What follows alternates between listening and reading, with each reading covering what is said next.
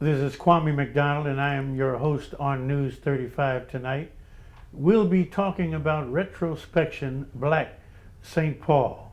And Paul Wood is a retired assistant superintendent from the Great Northern Railroad and the Burlington Northern Railroad. And we'll get right into our conversation tonight as I ask Paul Wood. Paul, tell me about your family's coming to St. Paul. I came to St. Paul with my family in 1928 or 29, I don't know exactly which. My dad has accepted pastorate of the old St. Paul Baptist Church, which is now called Mount Olivet. Okay. I went to high school at Old Mechanic Arts High School, located in the state capital area. I had a lot of fun down there. I enjoyed my stay there, made many friends, particularly when I played basketball and football. After graduation from Mechanic Arts, I had a short stay of 5 months at Hamlin University on a half athletic scholarship. It being the Depression time, I couldn't come up with my half of the money, so I had to drop out after the first semester. I was subsequently drafted into the Army. I was lucky enough to make first sergeant, and that was one of the painful periods of my life. Not that physically, but mentally.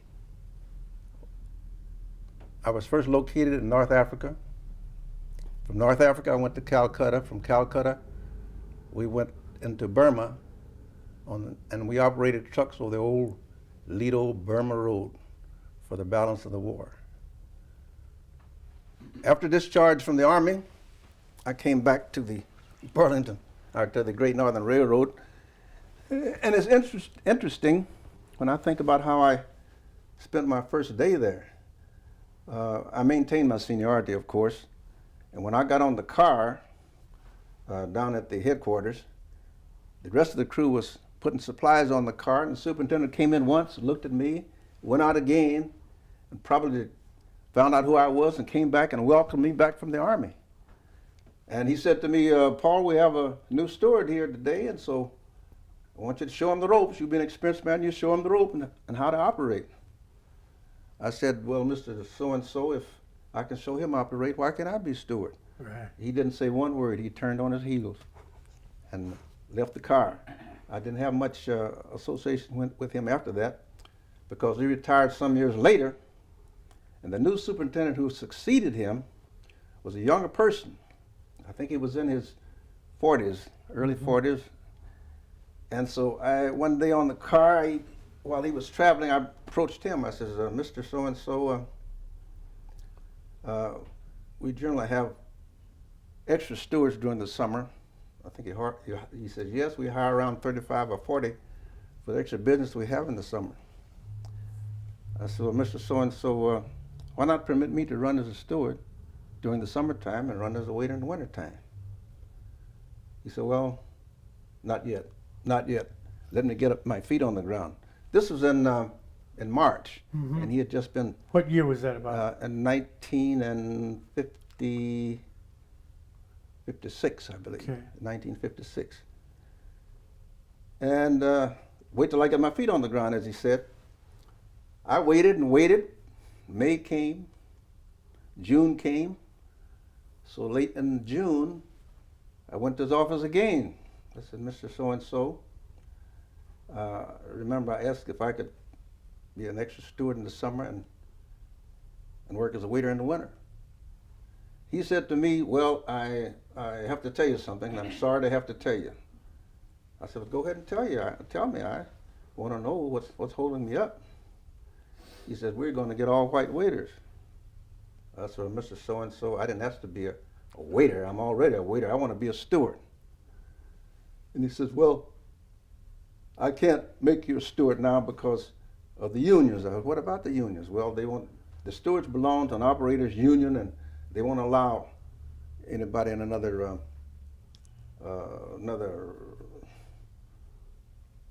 I'm trying to say, another work group to come in at this point. I said, well, how did the stewards get in? Well, they're operators. Well, I said, we're as much operated as they are. Mm-hmm. He said, well, I can't argue with you about this. The thing, I'm telling you what's right. I can't argue with you about this. I've got to tell you what the situation is. So I said, well, I think I'll go down and talk to Mr. Fox down at the Minnesota FEPC. At that time, the Human Rights Commission was titled FEPC. Yeah, that's Richard Fox. Yes, but Mr. Richard Fox, you're probably familiar with him. Right. I said, wait a minute. He says, I've got a test that I give to all new employees who come onto the railroad. It's sort of a test, intelligence test. And I want you to take that test. I said, Mr. So-and-so, I've been working for this railroad for 20 years. How can you call me a new employee? So, well, if you want to be a steward, you got to take this test. So I said, okay, give me the test. So I sat down with the test. It consisted of 34 questions. He went out of the room briefly. When he came back, I was just about finished.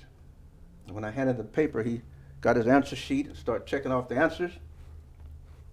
And he said, did you go into my drawer and look at the answers for this question? I said, well, how many did I make? You got 32 out of 34. I said, Mr. So-and-so, if I had gone into the drawer, they would have all been right. So he picked the paper up and walked around and said, well, I'll tell you, you'll be hearing from me. So I left the office again. So a couple of weeks later, I went down to see Mr. Fox since I didn't hear from him. And Mr. Fox says, I'm going to talk to the president of the railroad, which subsequently he did. Then after that, I wrote a letter to almost called the name again. Should I call those names? It's okay. Yeah, you can do that. I wrote a letter to Mr. Kirby and reiterated my desire to be a superintendent. Not superintendent, be a steward.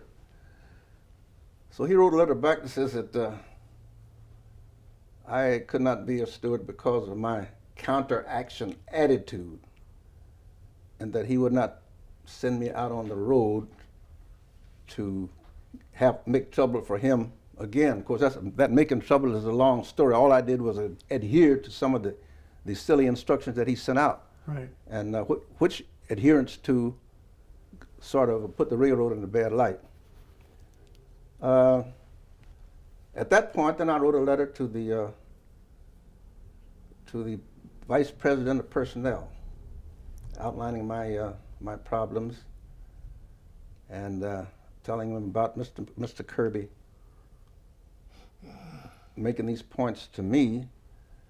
And he wrote a letter back saying, well, says he thought you was going to hurt the railroad or something, so I think he was being frank, so I don't see why you should be so upset about it. I went to Mr. Kirby again in his office, and we had a discussion. The only thing I remember about the discussion was as I was leaving, he said to me, "You're too damn smart." And shortly after that, maybe 2 or 3 weeks, I think the government was getting behind him. He got orders from the executive department to make somebody, upgrade somebody to a dining car superintendent. And I had some allies on his staff in the office, and they would keep me advised of what was going on. And at one point, one of them came and told me, he says, Paul Wood, you better be careful because Mr. Kirby is after you. He's going to get you. I guess I was kind of mad. I was mad all the way through. I said something perhaps I shouldn't have said. I said, he's too dumb to catch me.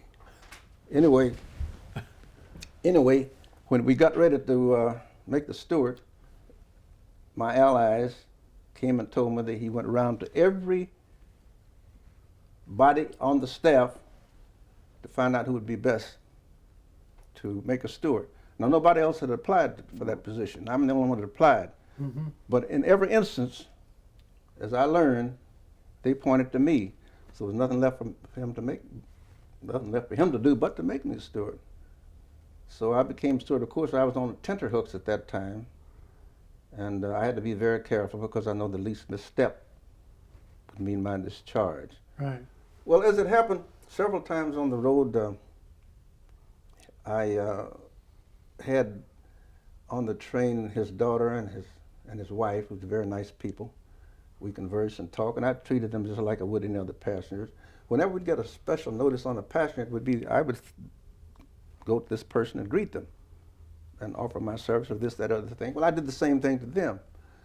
And consequently, after a month or so, he came back to me, and he was gratified at the way that I had treated his wife and his daughter. And he said, you know, it wasn't me that was trying to keep it down. It was the people upstairs.